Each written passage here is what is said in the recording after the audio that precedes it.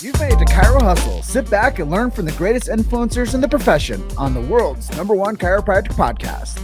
Before we dive into this powerful episode, please remember to subscribe to our channels and to give us a 5-star rating on iTunes and to continue hustling. This episode is sponsored by Imaging Services, Chiro Health USA, Chiro Moguls, Pure Chiro Notes, Titronics, Sherman College of Chiropractic, New Patients in a Box, the Influencer Authority Podcast Training, Mango Voice, Community Healthcare Resources, Life Chiropractic College West. Let's hustle. Hey guys, welcome to episode 422 of the Chirohustle podcast. I am your producer, Luke Millette, and here's your host, James Chester. So today we have the opportunity of interviewing Dr. Katie McCalley. And if you want to understand extremity adjusting is vitalistic, stay tuned. Welcome back. This is another episode of the Chirohustle podcast. Today I have Dr. Katie McCalley on with me. Out of Pagosa Springs, Colorado. We share the same beautiful state. I'm out in beautiful Grand Junction, Colorado. But before we jump into episode 422, I'm going to let you guys know why we do what we do.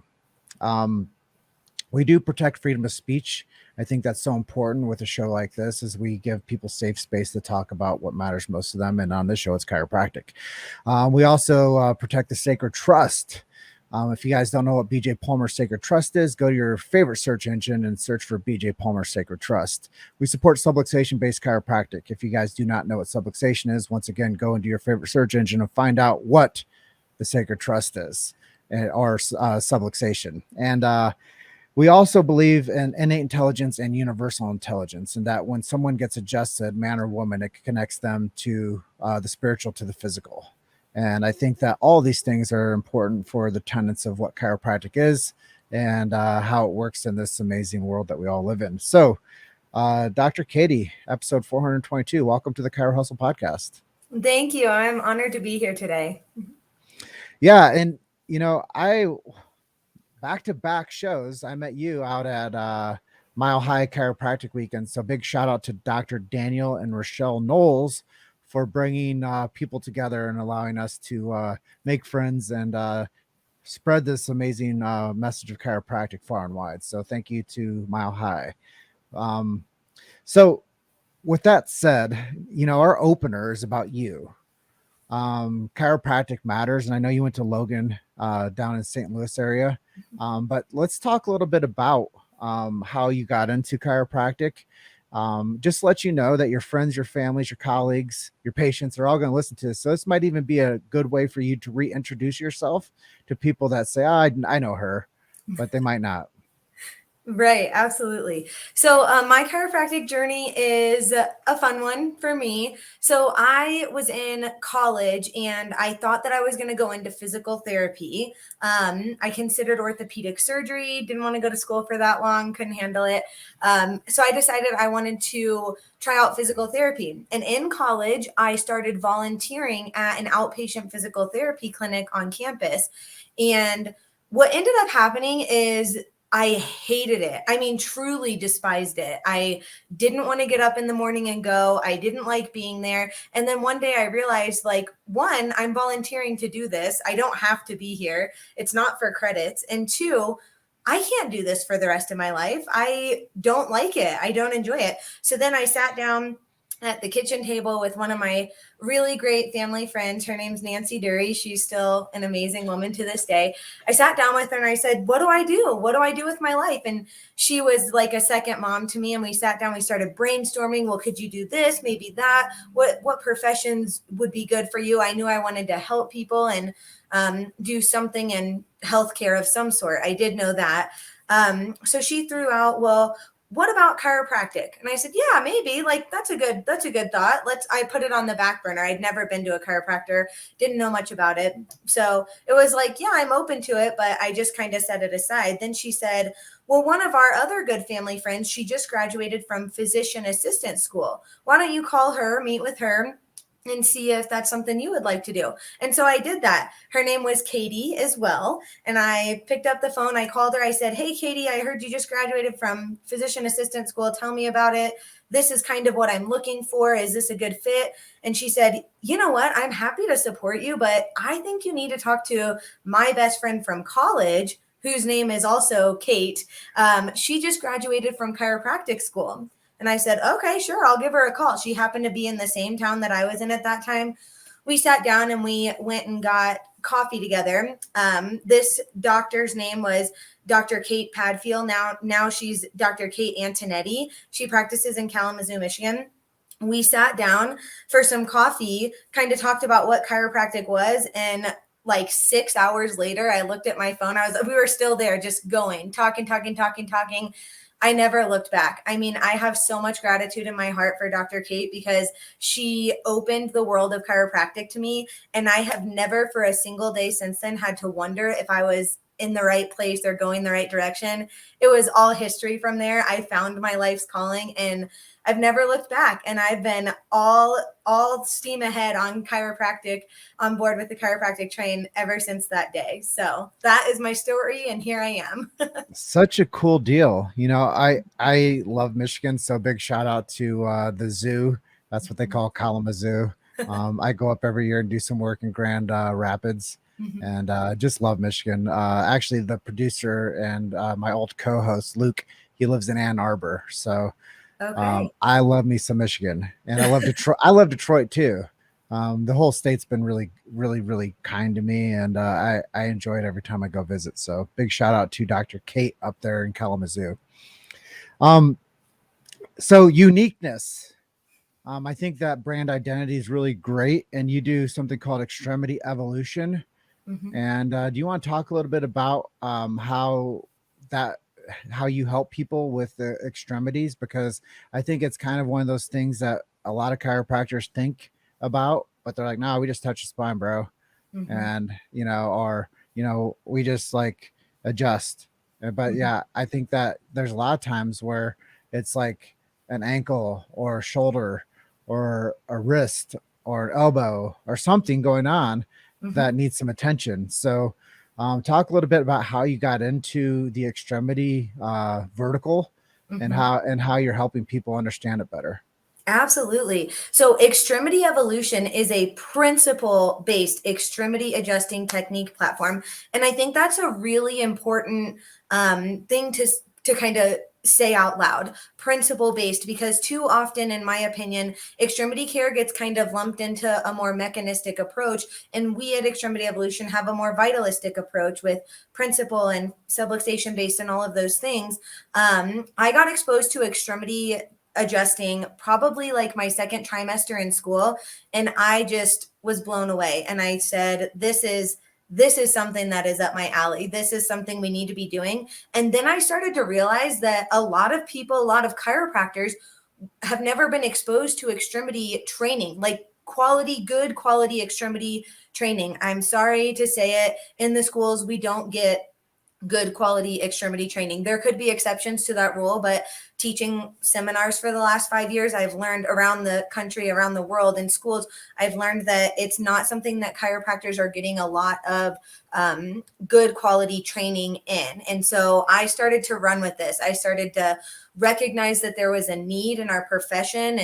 And I think that, as you were saying, a lot of chiropractors will say, oh no, I just do spinal adjusting, which is great. Please do spinal adjusting. That is what we do. That should be first and foremost what we look at. But what if we take those principles that we apply to the spine and apply them to the extremities, just go out a little bit more distal. So we start with the spine, but then we take those principles out into the extremities. Think of the difference we can make. Look what a difference we make when we do specific intentional principled chiropractic adjustments to the spine. Why can't we do that to the extremities as well? They're joints too, and they need to be moving too.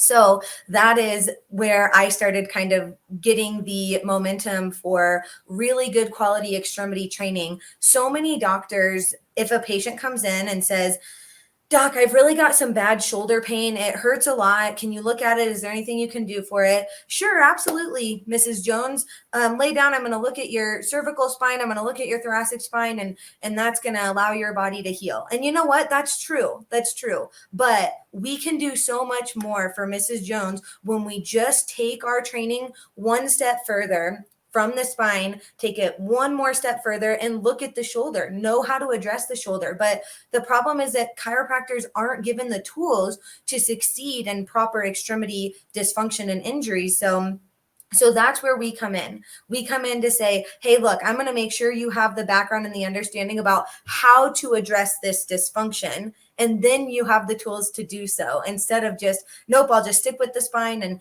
that'll be that. We can do more and we should do more. Well, I have a whole lot more I want to ask you about extremity adjusting, but before I do that, talk about the protocols that you teach. So such a great point. I don't teach protocols. I truly, in my heart and soul, believe that if I'm a vessel for divine healing to happen, which is what I think I am, it doesn't come from me, it comes through me. I want to listen to the body. I touch the individual with my hands and I say, body, guide me. What do you need support with? And then I have the background training and knowledge. I understand anatomy. I understand subluxation patterns, what went wrong, what we need to do to make that right. And I fix it. And it's not about me. It's about divine healing, innate intelligence, all of those things that we know to be true. So that's what I teach. I want to give people the tools, but I don't say, if you have a right ilium, you need to look at the left talus and this, and I don't do protocols in that regard. Well, I guess I'm more curious about in your bio, it talks about publishing 2 workbooks. Mm-hmm. What Yeah. does that look like? And can you explain that to our audience so they get a better understanding of what it looks like to work with you?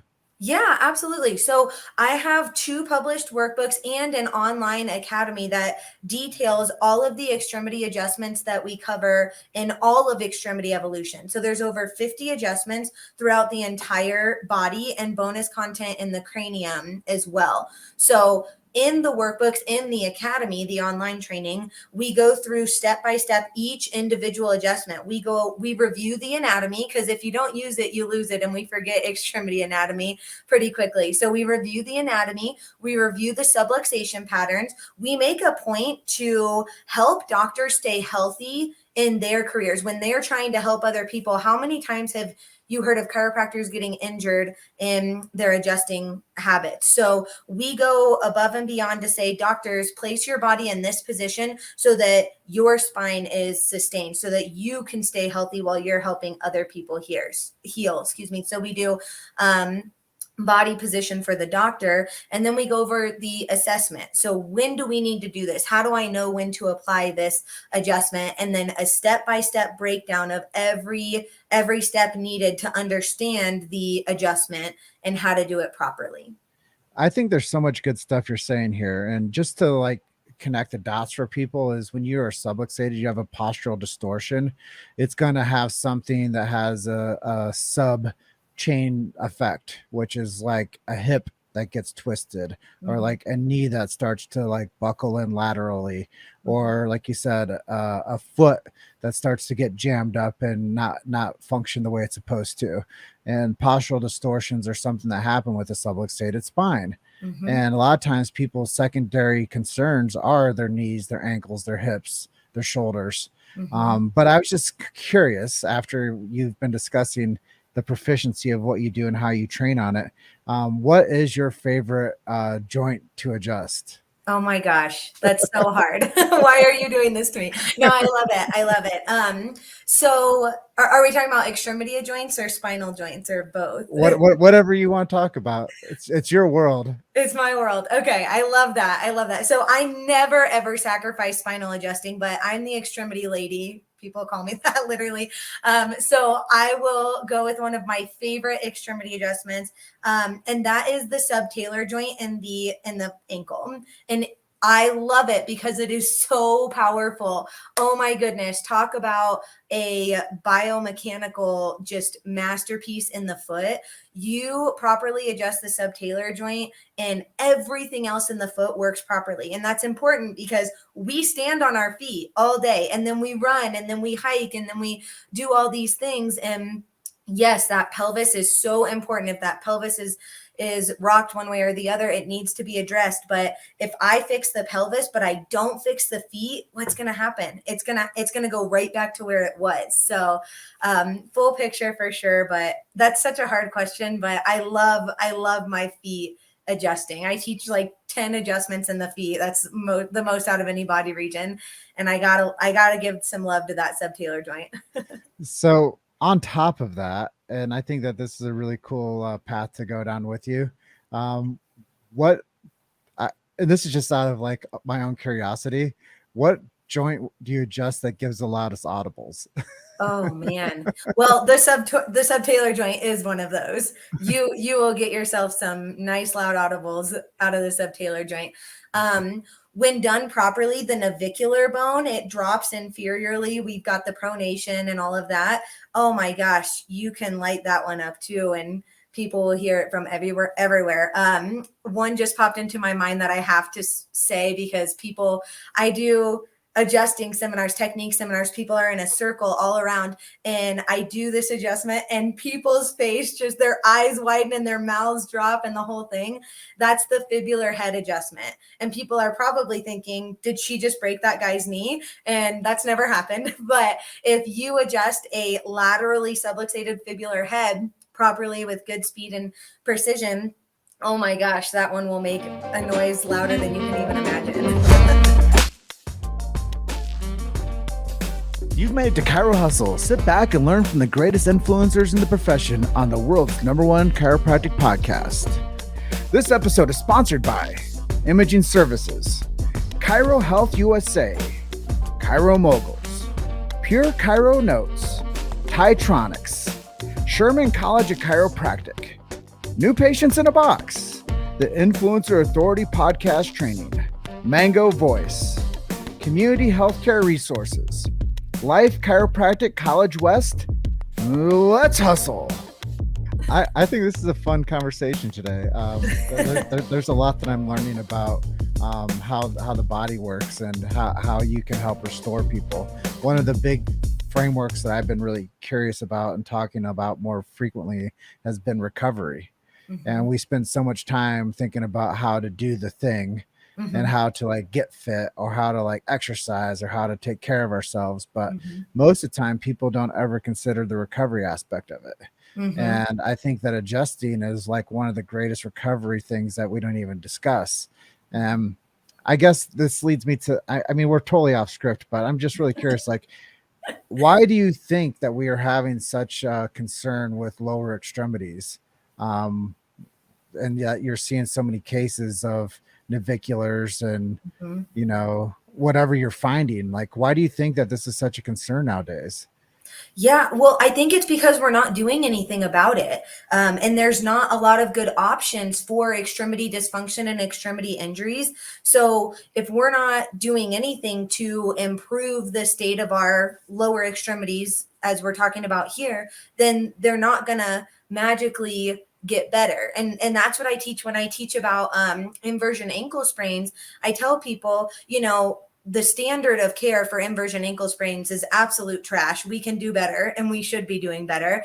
I roll my ankle and then I ice it and then I elevate and then I stay off it and all those things. But 10 years later, if nobody ever fixed that talus bone that subluxates laterally, and a little bit anteriorly when I roll my ankle, then it just stays there. And we forget about it because our bodies are phenomenal compensators, truly amazing. And I don't think that's a good thing, quite honestly, but we just deal with it. We just keep going with it. And it stays there. It stays out of place forever until somebody fixes it. And who's going to fix it is a chiropractor, because we are lined up to actually help people with this dysfunction. And, pills and injections and surgeries and all that nonsense, that's not the answer for extremity dysfunction.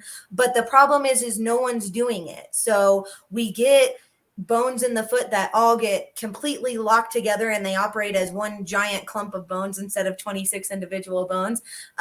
We get condyles of the knee that are misaligned a little bit in that joint space, so they're not sitting just properly and they're tweaked just a little bit, and then it just stays there. So that's what I'm saying, is we're not doing anything about it, so it doesn't get fixed. We might get used to it, get better at dealing with it. At some point down the road, it's going to show up, because matter has limitations, and we're going to call it old age and wear and tear and things like that, but it doesn't wear and tear if it's where it's supposed to be. So what you're saying is I should make a trip out to Pagosa Springs and have you take a look at my knees and ankles and That's feet. exactly what I'm saying. I'll be waiting. I'm here anytime you need me. So this gets us back to our question set. Mm-hmm. Personal stuff. What are you doing to stay healthy? Like, are you working out? Are you eating right? Are you staying hydrated? I know that's like kind of like baseline stuff, but what are you doing for those things? Yeah, great question. And I love that you asked this. So yes, to all of those things. It seems obvious, but I feel like sometimes it's better to just verbalize. I exercise every day, usually around 6 days a week. I am active. I practice quiet time meditation, prayer. I drink a ton of water and I pee a lot. I eat a really healthy diet, just consistently. That's just my norm. I get adjusted regularly, of course, all of those things. But I will say that this year in particular has been a year for me to kind of have a little bit of awareness of the importance of the other side of things, that it's okay to step back and be soft for a little bit. I've been accused of being intense. Shocking, I know, but it doesn't have to be, the hardest workout, the, earliest to rise in the morning. All of those things are good, and that comes to me really naturally. But I've learned that sometimes a walk is better than a run. Sometimes it's okay to just sit down and rest instead of feeling like you have to be getting work done at a certain time. And so that balance is something that I've been really focused on in my life this year, because it's something that I've struggled with. I will be the first to admit to say that I've been the do as I say, not as I do chiropractor. Like, it's really important to have balance and rest and all of those things, in addition to your hard workouts, in addition to your getting work done and being efficient and things like that. And I would say those things and not practice them. And I said, I am not going to be that doctor anymore, or that individual anymore. So I've been focusing on, let's go paddleboard and have some quiet time out on the lake. And, where we live in Colorado, we get to do that. We get the luxury of doing that. But go in your backyard and stand barefoot. It doesn't matter, but connect with the earth and be quiet and listen to your body, listen to the earth and God and innate intelligence, all those things. That's just as important as the hard workouts and the water and the healthy food as I see it.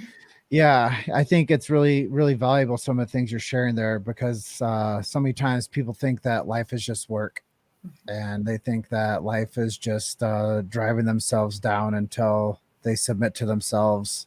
And I think, like you said, there's a time and place for that. But I think as you call your program Extremity Evolution, I think also there's an evolution within our habits.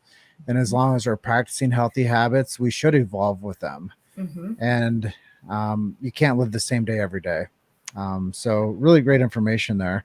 I know that we have quite a bit more to go, and we're into our final 10 minutes. So let's see what we can do to answer a few more of these questions for our audience. What's your favorite way to stay connected to your local community? Great question. I'm very involved in my community. I served for 3 years on the board of the Chamber of Commerce. I volunteer at all sorts of events. Right when I first moved out here, I started coaching 7th and 8th grade volleyball. And that was amazing. I still am close with all of those girls and those families. So whatever it is that speaks to you, you've got to go out and do it. Get involved, give back to your communities, volunteer for the events, and then people see you. And it could be an event that's not about chiropractic, but just for the town or the community, and you're here serving your people in a different way than chiropractic care, but they see you, they acknowledge you, they say, oh yeah, I talked to you at that, one event that we had last year, and that sort of thing. That's going to get your name out, and people are going to start to recognize, oh, you're involved with the youth. Oh, you're involved you do workout classes, you teach yoga classes, whatever it is, but do something where you're in a position where you're interacting with a lot of people in your community and giving to them in a way that's different from just your chiropractic care. We're doing other things to be involved in our communities. I think that those are some great takeaways for people. Is people love it when you are involved with your local community, and I always tell people that chiropractors are pillars of their community, and most people don't know where to go or who to trust for their healthcare needs, and they usually follow the wrong path, and then they're like, oh, why would I ever go to a chiropractor? But if you build relationships with people, then you can have those conversations that are culturally relevant as to why chiropractic is not just to get out of something or to fix something. It's something that's just gives better quality of life. So I think that you're spot on. Get involved with people, find something that you can do to give back. It's called the law of reciprocity. When you give, things return back to you. And there's three things you can give: your time, your talent, or your treasure. And I think the most important thing is for people to understand is building relationships is what will build a practice. And that's why I asked that question specifically, is because most people are curious when they're listening to our shows, or like, what are some things I can do to like have a better business? What can I do to make more money? And I'm like, go out and meet people. And become a servant to your local community. I think that that's a really good part of our conversation today. Let's talk a little bit about influences. Who's helped you become who you are today, and maybe some shout outs that you can share? Oh gosh, I have been so blessed in my chiropractic career so far with people who have influenced me, cared about me, and truly just spoke to my soul. I'm going to always start with Dr. Kate Antonetti, who we talked about earlier. She started the whole thing. I will always adore her for that. And she's doing amazing things in the Kalamazoo area too. So for sure, she gets a shout out. And then we have the greats in our profession, and I won't be able to touch all of them, but some of them who have spoken directly to me. Dr. Tim Young, my gosh, he's one of my mentors, and he just cares. And he's been amazing to me in so many ways. And I'm so grateful that he cares about me and he cares about our profession the way he does. And then there's, the big ones, Dr. Billy DeMoss and Devin Vrana, and these people who they just speak with so much passion, and they are so on fire about their purpose and their mission and their message. And it truly, it lights a fire in your soul. And that has spoken to me so much. There's so many amazing doctors out there who are out speaking and on a mission and taking time from their families to do that. But it matters. It makes a difference, and it fuels young doctors to go out and do the same so that we can stay chiropractic and not turn into something else. Yeah. And, I love all the people that you mentioned there. And I think that we do need more people to start stepping up and doing what you're doing, and to acknowledge you for 5 years of doing what you've been doing. Eventually I'll interview somebody that will say that you're one of their heroes because of the time that you spent in believing in them. And, those young girls that you were coaching, maybe they go on to become chiropractors, and they say that you were the impetus for them to become a chiropractor. So the story just continues. And I think that that's really valuable. Is there are great leaders within this profession, but you know what they're waiting for? They're waiting for you. Yep. They're waiting for they're waiting for you to show up, and they're waiting for you to hold space, and they're waiting for you to be the influence. And anybody listening to our show, they're waiting for you too. They're waiting for more people to do shows like this. They're waiting for more people to connect the chiropractic story to the chiropractic community. They're waiting for it. And I think that what you're doing is really awesome. That's why I thought it would be great to have you on for an episode. Talking about changing that guy's knee and helping him with the subluxated, what was it? The knee joint. The fibular head. Yeah, the fibular head. Uh-huh. Tell us a miracle story, like maybe something that could inspire people that are listening to this to know that extremities might be the right thing for them to check into. Absolutely. So my version of extremities are anything that doesn't get proper coverage in chiropractic school. That's not true all the way, but I teach a couple different things that aren't necessarily what you would first think of when you say extremities. But I was at Focus OKC this last week and it was amazing. It lit my soul on fire like it always does. And I had an Extremity Evolution booth and I was doing millions of adjustments like I always do. And it's a beautiful weekend every year. I had this girl come up to me and there was a ton of people around and I'm kind of like, what can I do for you? Who needs some care? That sort of thing. And this girl is holding this beautiful little baby girl and she says to me, I'm like, hey, what can I do for you? She says, I don't need anything today. I just wanted to let you know that 2 years ago, you adjusted me and you actually adjusted my pubic bone, which I do. And I teach a pubic bone adjustment. And she said, after that, I was able to get pregnant. We had tried for 3 years without success. And the next cycle around after that adjustment that you gave me to my pubic bone, I conceived this beautiful little girl that she was holding in her hands. And I just was like, that's what it's all about. That was my miracle story right there for the recent time. And it's just so beautiful. And when you have that intention and I didn't even know that she was struggling with fertility. I just placed my hands and I listened and I said, let light shine on this woman. And she conceived her child within the next month. And that was so beautiful. Great story. Thanks for sharing. And congratulations for that, because I know a lot of times it's really challenging for people that want to have families and they don't get a chance to. And chiropractic has created a lot of healthy families. And I really love that. I call it cradle to grave care, or some people call it from womb to tomb. and I think that both those are appropriate, just because I think that somebody should, once they get adjusted, should get adjusted, till they expire. And I always say, if you don't stop brushing your teeth, like, why do I need another adjustment? Well, did you decide to stop brushing your teeth? You're still eating meals. Like, so when I say it to them that, they're like, oh yeah, that's a good point. Why would you stop? Yeah. A good friend of mine, Tabor Smith, started a program called Spinal Hygiene. So there's a plug for you, Tabor.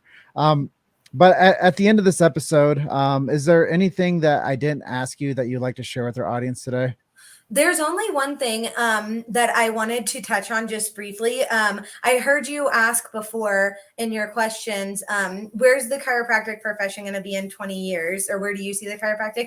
I just want to touch on that because it really, really sparked me when I saw that or when I heard that. I just finished reading again the Fred Barges, Are You the Doctor, Doctor?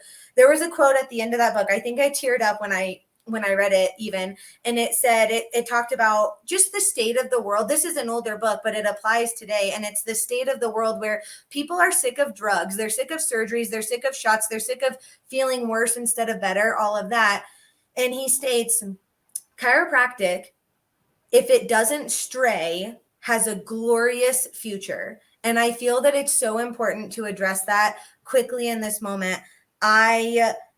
I think that we're ahead right now. I think it's time, Jen, like you were saying, to get this next generation moving in the right direction, speaking out and being chiropractic and not metapractors and not physical therapists and not manipulators and things like that. We are chiropractors and everybody wants to do what we get to do. I mean, if you look in the professions, every other profession is jealous of what we get to do. And half of us don't even know how great it is that we get to do what we do. So I just wanted to state that we need to be chiropractors and we need to step into this role because the world is ready. The world doesn't want pharmaceuticals. They don't want medical doctors. They don't trust them anymore. They don't want surgeries. They want chiropractors. They don't know those words. They don't know that they want the chiropractor, but they want what we have and they want what we give. And I saw Ben Tapper speak this last weekend and I said, Ben, you're doing amazing things. Please inspire me because sometimes I feel overwhelmed. I feel discouraged about what we're up against. And he so simply, oh, it was so beautiful. I haven't stopped thinking about it. He so simply stated, it doesn't matter what's ahead of us. It matters who's behind us.